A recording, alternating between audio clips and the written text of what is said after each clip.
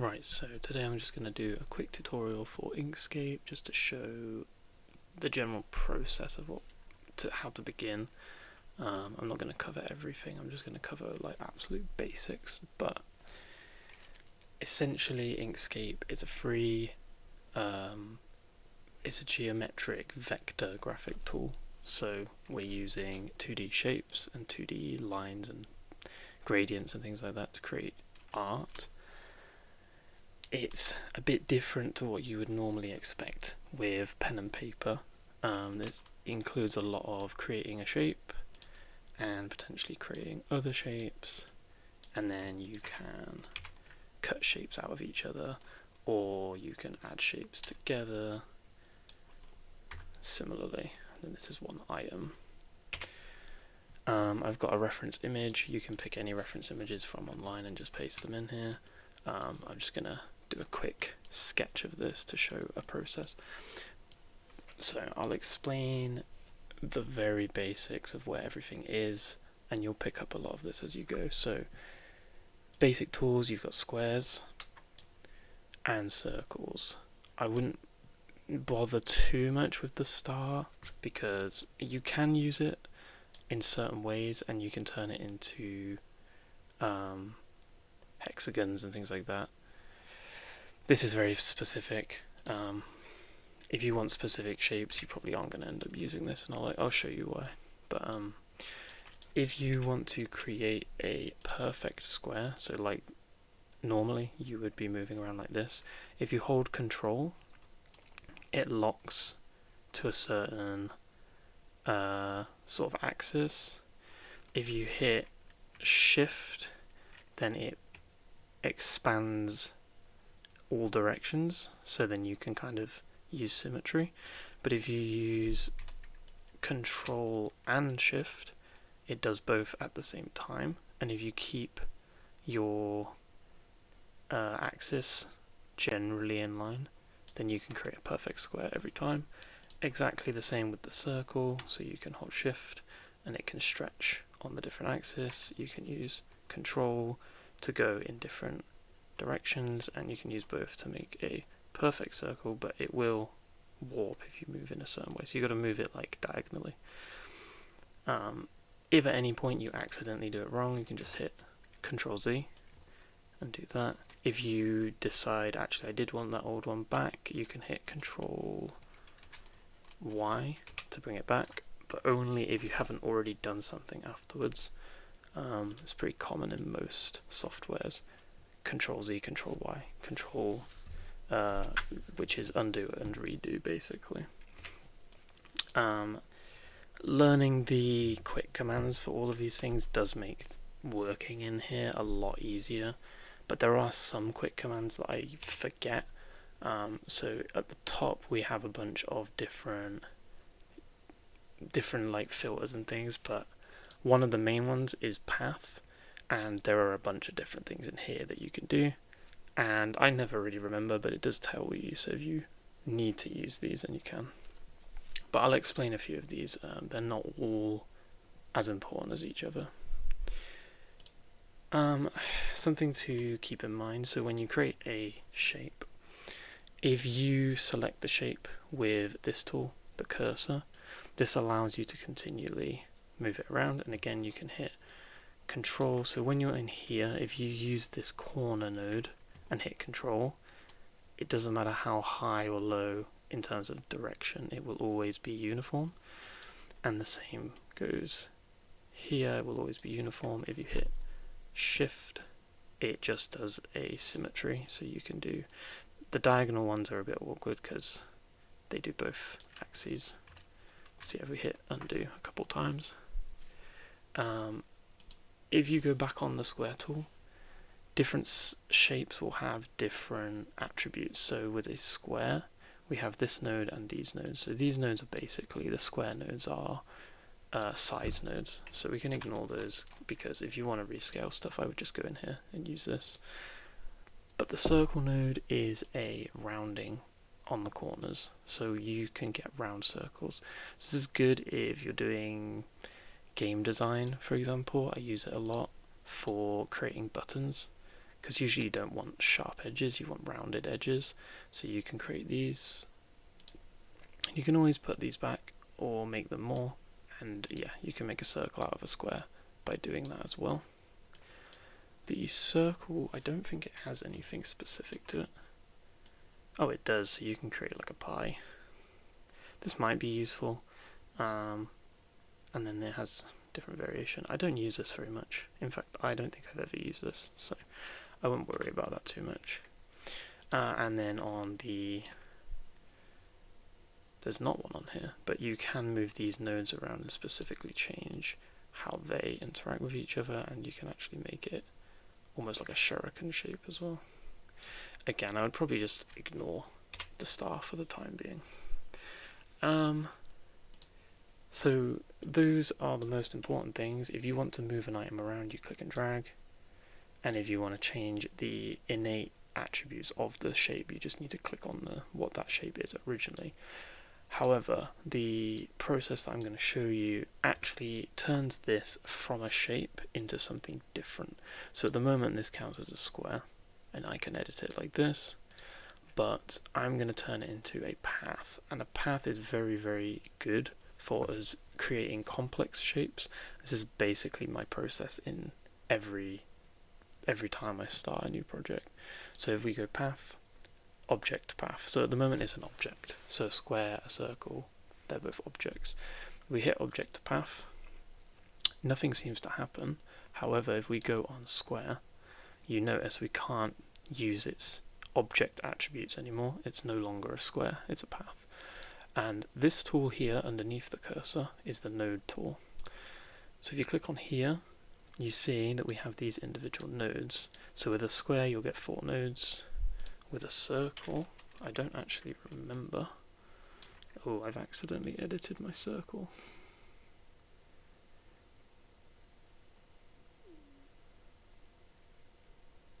I'm not actually sure how do I turn this back into a default circle? Oh, here we go. Up top. So yeah, you can turn it into different things up here. Circle, if I turn this into a path, go on the nodes. This also has 4 nodes, and you might think that's a bit odd because of the rounded edges, but I'll show you. Basically you've got these handles, and you can move the handles around to create different shapes, and this can be a little bit confusing, so we'll stay away from that for the time being because I will show you that in time. Usually I would start with a square, and you've got these individual nodes, and if you click on these nodes you can just move them around like this, so you can create some interesting shapes.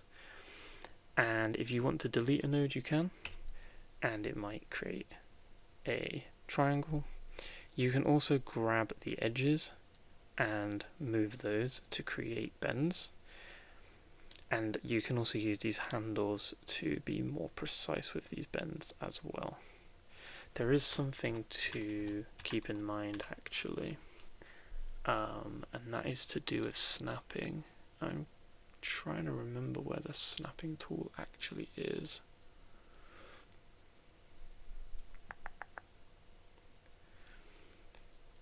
I don't think it's on by default, but there is a snapping tool that you can activate that allows you to move these into certain locations and sometimes snap them together. So you can snap 2 nodes together, or in the process of when you're curving you can snap these into certain variations. For example, if you hold control it will snap into certain rotations. Annoyingly it doesn't snap outwardly, but yeah, I would just play around with how these work because you can get different intended uses out of different things. It can be tricky to learn how everything interacts. So I just show you the basics of it today, and then if we get around to doing anything more complicated at some point then that will be good. So what I would first do is get a square, make it somewhat small. If anyone's done 3D modeling before, this is also a process that's used in 3D modeling. I'm actually doing a process for 3D modeling with this exact image. It's very similar, except obviously we're not going to be doing the other axes. But what we do here is we use the nodes and we move them to the locations along the shape. Now, at the moment, this is a clear image. Sorry, it's not a clear image. We want to be able to see through this so that we can kind of see the reference in the background, but our actual object wants to be see-through. So what we can do for that, if you hit Control F, it will bring up, is it Control F? Control Shift F. It's been a while. Control Shift F will bring up fill and stroke menu. So along the bottom you've noticed that there are different colors. You can click on these colors and change the color. But if we go into the fill and stroke, you've got fill and you've got stroke. I would usually just don't use the stroke tool that much, but with the fill tool we can change the color very specific, so we can use the color wheel and we can be very specific on what color we want to use. I probably would use a blue or maybe a red to do this. And then if we scroll down, or if it's already available, you've got opacity. I would turn the opacity down to about 50, somewhere around here. It doesn't matter too much because we're probably just going to turn it back up again. But essentially you've got different values here for opacity being how see-through, blur creates a sort of edge blur, and you can use this in you can create like glow effects and things like that for graphics, or potentially for texturing and coloration and things like that, but it depends what you want to do with it. Okay, so the basic thing is we create a node, move it to where we want it to be, and we're basically just trying to follow the shape on here. If you select a node and you scroll, it will actually start picking up other nodes. You see how they highlight? So sometimes you can accidentally do that and then move the nodes. Just Control Z, click off of it. If you click off of this onto here, you will end up selecting this. So if you want to select nothing, you're going to have to click on empty. So in order to create a new node, so let's say that we have our nodes here, but we want one in the middle, you have two options. You can double click and it will create a new node.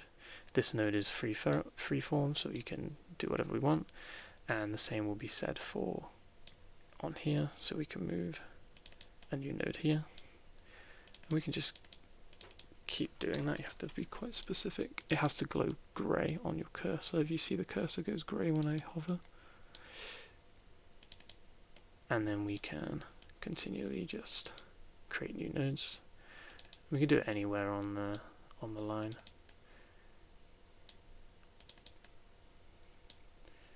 So this is your basic process for most things that you want to draw, and you can do it this way as well, where you create big lines through and then grab the node and pull it inwards.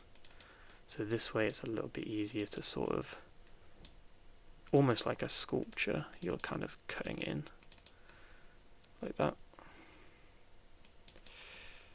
Now sometimes you might want to create a node that is exactly in between two. So for example here and here, it's not that important, but we might want it to be exactly in the middle. If you have the insert key on your keypad, insert will also add a node. And then if you continuously press insert, it adds more nodes in the middles of each node, and you can keep going for quite a while with that. So that's something useful to use later on. You don't necessarily need to use that key though if you don't need specific spacings between certain things. But that can be very useful for graphics. Yeah, things like that. As you see, I've accidentally moved the whole thing, so we'll just hit Z, click away, or might have to zoom out and click off of it. But yeah, it's a little bit slow. Oh, I've ended up moving the main picture, I think. Yes. So if you want to move something up and down but not left and right, you can hold Control and left and right works as well with control, but it locks it in the left or the right. And I just specifically want to move this down ever so slightly. There we go. So you see we've accidentally made it a bit chunky. You could do the same with the nodes as well. If you hold control, it will lock up and down, and I can't move it left and right until it's right at the beginning. So you can do left, right, up or down, but once it starts moving, it doesn't let you move the other axis. So it's useful if you just want to keep it on the same axis and then move it up or down.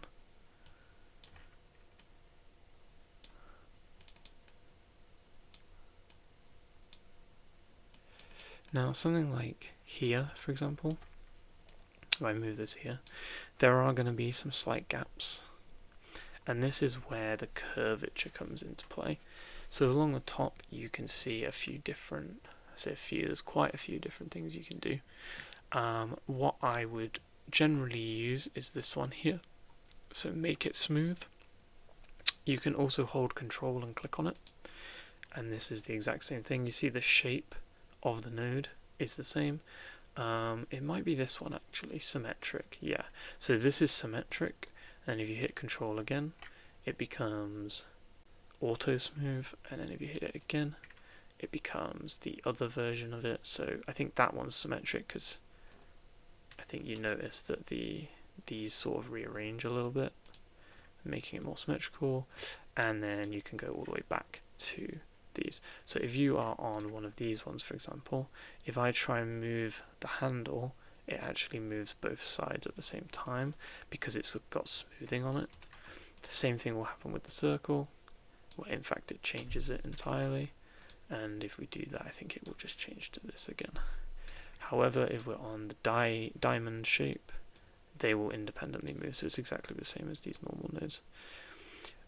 Something you might want to do is undo this, so you might want this to go back. You do need the snapping tool in order to do this. Where is the snapping tool? Is it this? No.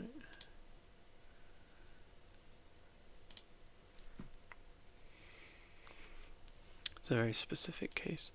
But anyway, let's say that we want to shape the shape of the neck here, and what we can do is we can make that shape ever so slightly longer and make it a bit more, the curvature can be similar. An issue that you're going to get is this, where you've created a nice smooth curve on this part, but then here it's created like a point, so you can then click on this one as well, control click on this one to do a similar thing, and you can change the sort of how abrupt it changes. But as you can see, that's a lot smoother than it was before, and if you actually hit on the circle tool, this will smoothen it out even better. But usually what will happen is it will want to smooth in a specific way. Obviously, as you smooth one, the next one then needs smoothing, and then you end up getting this sort of effect where you keep going through all of them and smoothing all of them until it looks smooth. What you can then do instead is literally select all of them and smooth them out. The problem with this is you're going to get things around here that don't make too much sense. So I do tend not to do that. For example, if you want a pointed edge, especially at the end of the tail, for example, you don't want to be using this tool because it will create big rounded edges to try and smooth itself out. So I would just stick to smoothing out individual bits where you need them, and then, for example, you could even just drag this down and be more precise with it. But as you can see, dragging one affects the other. But this makes sense for organic objects anyway. A tail wouldn't have weird kinks and edges on it. It would be a smooth shape. So it kind of goes in your favor anyway. But you can just add more nodes. It doesn't matter too much. You don't want to overcomplicate it for yourself, but you also don't want to have it look too blocky at the same time. But yeah, this is the easiest system that I can explain.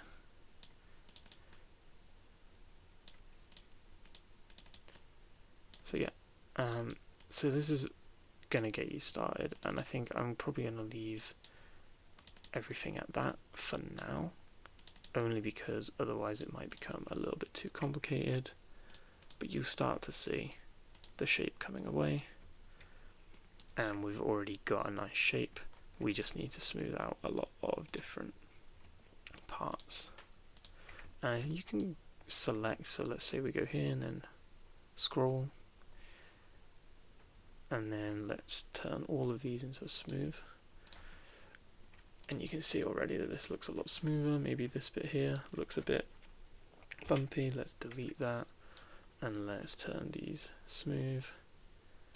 Shape this one out ever so slightly, and there we are. And again, we can start smoothing these out. And this is generally how I use everything and do my processes.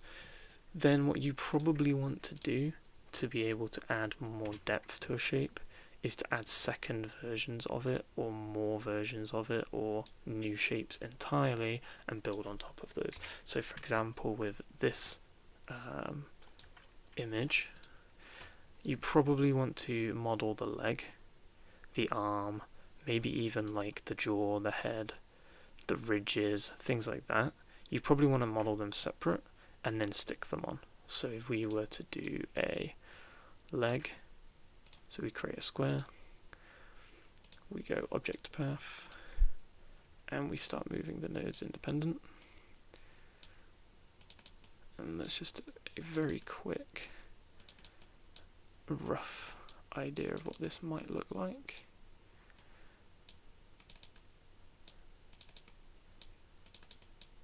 If it will click, there we are.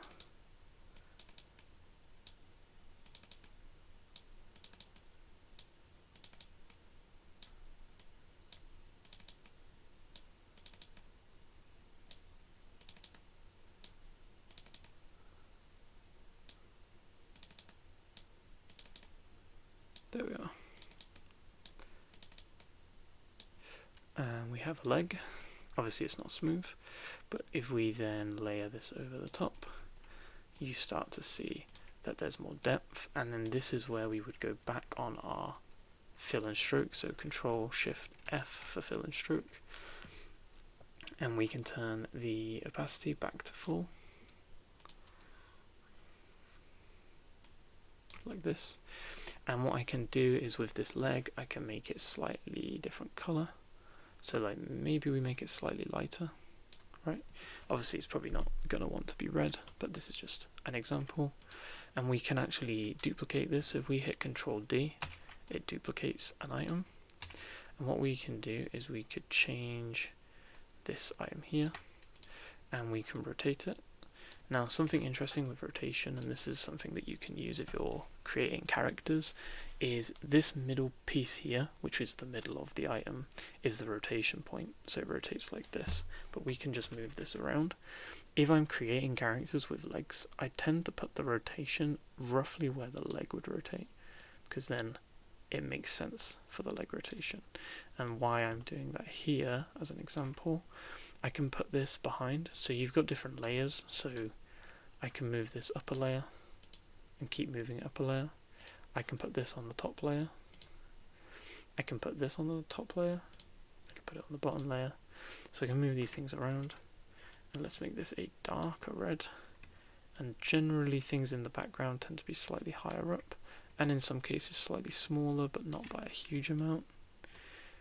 And there we are, and we can generally just see how we're already creating depth to an image without it being 3D, right? This looks further in the background, this looks further in the foreground, the shapes are all there, and then we would then model the head and potentially make the head slightly lighter, or at least the jaw and the top part slightly lighter to show more depth. Teeth might be slightly darker, but they're going to be different colors and things like that. So you can start to see how this sort of builds up. But yeah, once we've got this image together, the only way of editing it and moving it around is to grab the individual pieces. So I would recommend not leaving it like this.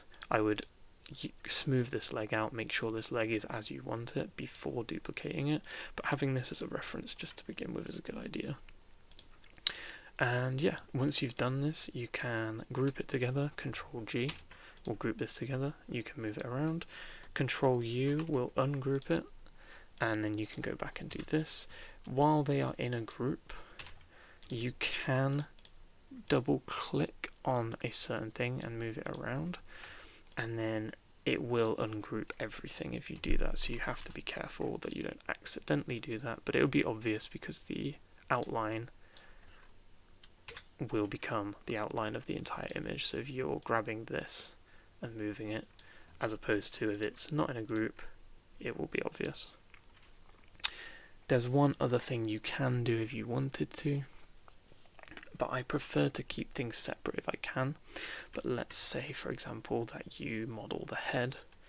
Let's just get a very basic, let's just say this is a head, and let's say the head joint goes here, but you don't want, you've modeled it separately, but you actually want it to be part of the same part of the same object. You can do that. So again, at the moment, this is a square, so we need to turn it into a path. And then two paths can be used to create different geometry. So if we go up here, like I showed earlier, there's a few different things that we can do, and there's a kind of little picture here that explains how they work, but it's difficult to know what they do without just playing around with it. The main ones that I would use, the main ones that I tend to use a lot, is union and difference. So union would be where you get two and they become one object. So it's not the same as grouping, because grouping puts two separate objects into a collaborative item. This actually molds the two together and they become the same item. So I'll give you an example here. So let's say this is the head and we want to align it onto here. What we do is we select an item. If you ever want to select multiple items, you hit shift and select again. So you have double thing. You can do as many as you want. If you want to unselect, just click it again whilst holding shift. You have to hold shift down while doing any of this. If you click off at any point, or if you click an item without holding shift, it will deselect everything, which can be a bit annoying if you've selected everything and then you have to go back and do it again. So just be wary of doing that. Hold shift, click here, and then we can go path, union. Now, it changed the color for a start, but what you'll notice if I go on the node tool is the nodes of the square are still editable the same way, and the nodes of the dinosaur are still editable the same way, but now you notice that they are joined together. So what I can do, let's say that the head, we want to smooth it out ever so slightly, so we want these nodes to smooth, try and make it join. But what you could do, let's say that you actually wanted this and this to sort of connect, you can select two of them at the same time, go up here, and you can do multiple different things. So here, this join selected nodes will fuse them together into one node at that point, and this is usually the best way of doing it. This one's a better example down here, because if you zoom out, you can't really see it that much, but it's obviously annoying that it's existing. So we can just grab the two of them, join them together. Then when you zoom out, it still looks fine, right? Obviously this isn't the head at the moment, but we can then add more nodes in, and we can start to move these around. Try and select these three, move these around, create a sort of mouth shape. There we are. It's got a little Pac-Man head, but that's generally a good idea of what you're trying to do. And like I said, you can create these pieces like the jaw separately and use it like this, and then you don't then necessarily have to link everything together. A good thing with doing this as well, if you had a separate jaw piece, is you can do what I did here. This is all as a group, ungroup it. What I did here, where I've connected this and you can rotate it, you can do the same thing with the jaw. So you could have a rotation point on the jaw and you'd be able to sort of open and close the jaw just to see how that would operate. It's especially useful if you're going to be moving this into an animation software or something and you want things to move in a certain way. So yeah, that is the basics. There's only one other tool that I will explain because it's very similar. Let's try that again. Let's try and make a perfect square. And let me make a second square. And then what we can do, we can rotate this. So if you click on it a second time, it goes between scaling and rotating. Sometimes it goes on to, if you double tap it, it goes on to the node tool. So you want to do this. And if you hold control while rotating it, it will snap because you can rotate it freely or with snapping. And what I tend to do is snap it. And let's just make this sort of shape. Now, because these are both the same color, it's a bit difficult to visualize. So usually I'll change the color of one so that we can see what we're doing. So let's say we want to make something similar to this shape up here. So we want to make this sort of like jaw shape. We can put this generally in here. So we want it to be a little bit more stretched. Yeah, that looks good. So what we want to do is make sure that the shape you want to be cut is underneath. So if it's like this, then it's going to cut this shape, and if it's like this, it's going to cut this shape. And then if you shift click, and we're going to go up to union, up to path, and instead of union, which is what we used before to combine them, we're going to click difference. Difference basically cuts the top shape out of the bottom shape like that. So then here we can rotate this. If you need to flip an item, by the way, there's a flip tool here. So we can flip this horizontally, we can flip it vertically if we want to. Obviously it's not quite symmetrical. And let's say, okay, it wants to be a little bit longer, it wants to be a little bit shorter, and we can put this on here, right? And let's say that this ends up being a nicer shape or a nicer picture and we want to swap the two over. We can do a similar thing. So we can actually just kind of cut the head off of here. So we can use this union and difference tools as a sort of like cutting tool, as a like, you know, so like, oh, I want to remove this here. If I want to remove that, we do the same thing again, select them both, and I'm going to use the shortcut. So there are shortcuts for these, Control plus, Control minus. So if I hit Control minus, it will cut the head off of this. And then let's move the new head over here, and Control plus, there we go. Now obviously again, doesn't really look what we're trying to do, but this is the general process of how to make these shapes together and combine things together. Actually, if you look over here, this has changed color since. Don't know why that's happened. There we go. I thought it had unionized, but it hasn't. So yeah, there we go. So that's your general process. So if you want to create a image, I would recommend going online, getting some reference images. In a lot of cases, you probably don't want to copy a shape directly. So for example, with this T-Rex, I might copy the shape somewhat directly and then edit it to my own needs and edit it to different proportions, different like stances and how it might look. Because this is just a reference image and this is, he's just standing still, there's not a lot going on. But you might want that if you're making a character model, for example, but you might not want that if you're trying to create an actual art piece. So it kind of depends. You're going to have to edit it the way you want to, but starting with a reference is always a good idea because you at least get the proportions correct to begin with, and then you can play around with it. Yeah, I'm going to leave it at that for today, just as a general rule of thumb, but let's just do a very, very quick overview of what we've done. So we've got the select tool, which allows you to resize and rotate things. We have the node tool, which if an object has been turned into a path, we can change their nodes individually, which is very useful. We have objects, square, circle. Holding control and shift allows you to create perfect shapes, and holding just control or just shift does different things as well. I just play around with it, get used to how it works, but control and shift is the easiest way just to make a basic shape. This is an object, we can turn it into a path.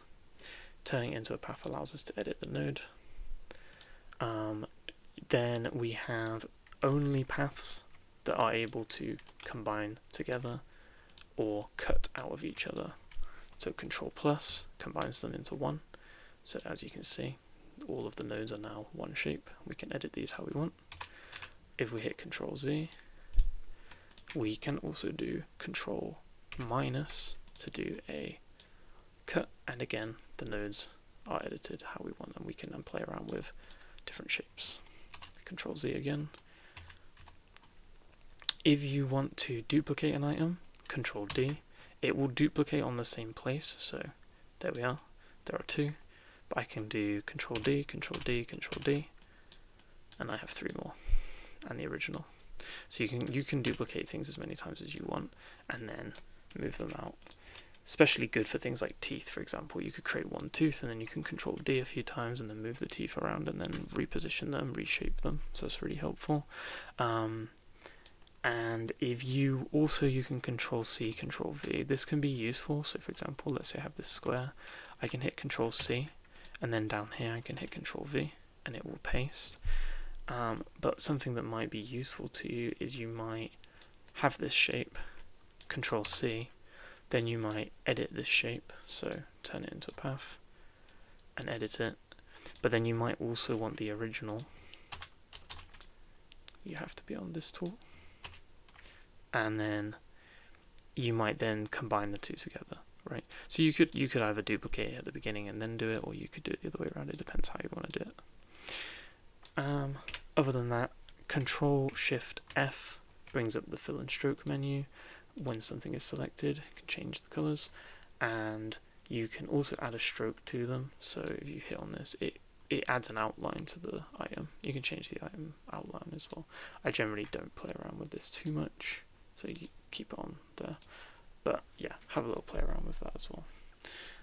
Alright, I might make another video in the future following up this, just to explain further processes and coloring, texturing, gradients, things like that. But for the time being, this is your bread and butter of just making a complex shape out of basic geometry.